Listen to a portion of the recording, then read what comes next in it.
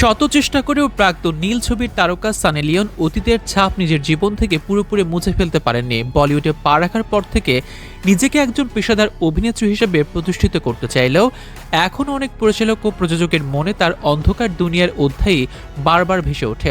অথচ সানির ইচ্ছে ছিল সেই অধ্যায়কে পেছনে ফেলে শুধুমাত্র অভিনয়ের জগতে নিজের পরিচয় গড়ে তোলা। সানি লিওন হলেন প্রথম ভারতীয় নারী যিনি প্লেবয় ম্যাগাজিনের কভারে শোভা বাড়িয়েছিলেন। এই সাহসী সিদ্ধান্ত তাকে জনপ্রিয়তার শীর্ষে পৌঁছে দিলেও ব্যক্তিগত জীবনে এনে দেয় নানা জটিলতা। সানির কথায় সে সময়ের অভিজ্ঞতা সহজ ছিল না, এমনকি মা বাবার কাছেও ছোট হতে হয়েছিল। পারিবারিক টানাপোড়েনে একটি সময় তাকে বাবার বাড়িও ছাড়তে হয়েছিল। তবে সানি লিওনের জীবনের গল্পের একটি মজার দিকও আছে। তার তৈরি তথ্যচিত্রে অভিনেত্রী জানান, যদিও মা বাবা তার পেশা নিয়ে অসন্তুষ্ট ছিলেন, তবে ভাই কিন্তু সেই সময়টা বেশ কাজে লাগিয়েছিলেন।